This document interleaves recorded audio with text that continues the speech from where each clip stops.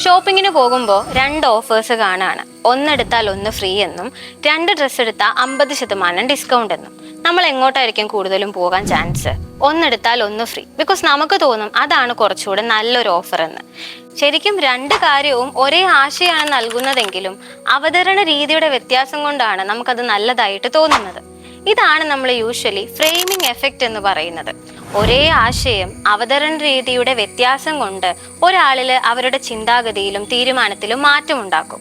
ഈ framing effect 2 രീതിയിലുണ്ട്. Positive ഫ്രെയിമിങ്ങും നെഗറ്റീവ് ഫ്രെയിമിങ്ങും.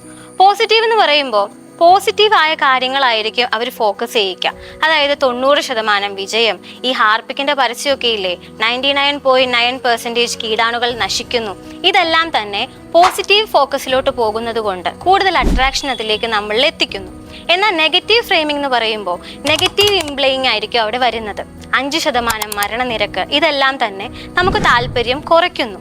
അപ്പോൾ ഇത്തരത്തിൽ നമ്മുടെ ഡേ ടു ഡേ ലൈഫിൽ ഒരുപാട് ഫ്രെയിമിംഗ് ആക്ടിവിറ്റിയിലൂടെയാണ് നമ്മുടെ എല്ലാ ഡിസിഷനും കടന്നു പോകുന്നത്.